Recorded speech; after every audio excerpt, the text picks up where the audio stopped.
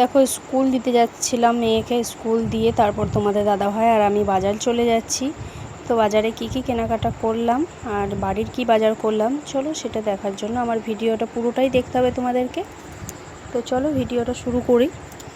তো হ্যালো বন্ধুরা, তোমরা কেমন আছো? আশা করি তোমরা ভালো আছো। আর দেখো সকাল সকাল আলু সেদ্ধ আর পটল ভাজা দিয়ে ভাত খেয়ে মেয়েকে স্কুলে দিতে যাচ্ছিলাম।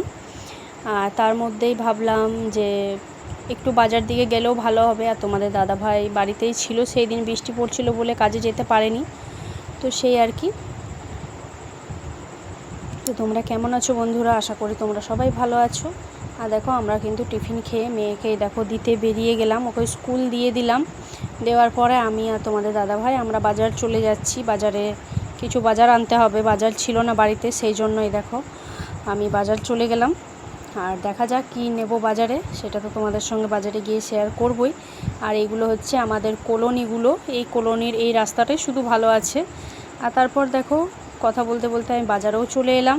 আর কত রকমের ভ্যারাইটিস আছে মাছের, দেখো এই কাকার কাছে কিন্তু সব রকমের মাছগুলোই পাওয়া যায়।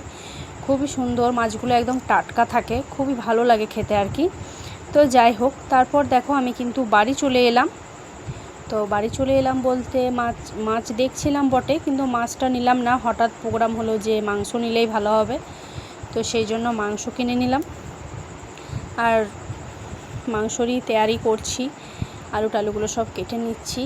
আর একটা বন্ধুরা দেখো এখন হচ্ছে যে এত মেঘলা করছে, তার মধ্যে কাপড় জামা শুকোনো খুব বড় একটা বিষয়, এটাও একটা। তার মধ্যে কাজ কর্ম করতেও পারছি না বৃষ্টির জন্য, খুবই অসুবিধা হচ্ছে। স্কুল টিউশন মেয়েকে নিয়ে যেতে হচ্ছে, চারিদিকে সব মিলিয়ে কিন্তু খুব রকমটাই অসুবিধে হয়ে যাচ্ছে। আর যেহেতু স্কুল আজকে তোমাদের দাদাভাই আছে বলে তাই ওই নিয়ে যাচ্ছে, নইলে কিন্তু ও না থাকলে আমাকেই নিয়ে যেতে হয়। আমি হেঁটে হেঁটে ওকে দিয়ে আসি, প্লাস আমি ওকে নিয়েও আসতে হয়। তো সেই জন্য আমার অনেকটা সকালের আমি সময়টা পাই না, এতটা সময় হয়ে যায়। কখনো কখনো আমি অনেক ক্লিপস ভিডিও নিতেও পারি না, তো সেই জন্য আর কি। তো যাই হোক, এই বৃষ্টির মধ্যেও এমনিতে তো ওদের স্কুলটা এবারে ভাঙবো পুরো চলে এসছে। আমাদের তো ঘর বাড়িগুলো ভেঙেই দিয়েছে, তারপর এবার ওদের স্কুলটা বাকি আছে, ওইটাও কবে ভেঙে দেবে কোনো ঠিক নেই। এখন একটু দেরি আছে বলছে, পুজোর পরেই ভাঙবে। আর সেটাই তো, স্কুলটা ভেঙে দিলে আর কিন্তু এই দিকটায় কিছুই থাকছে না, সবটাই ভাঙা পড়ে যাবে। তো তখন ওদের স্কুলটা হয়ে যাবে অন্যদিকে, ওই দিকে কলোনির দিকে স্কুলটা হয়ে যাবে মেয়েদের। তো যাই হোক, এতটা নিয়ে আসা দিতে যাওয়া খুবই অসুবিধার ব্যাপার।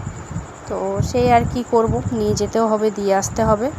তো সেটাই। তারপর বাজার থেকে এসে দেখো আমি রান্নাটা করে নিলাম।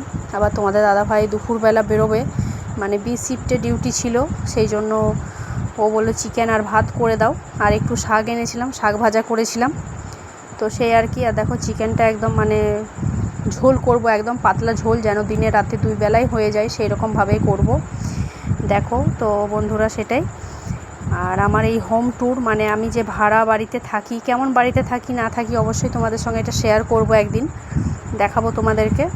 তো চলো, এতটাই ভিডিওটা।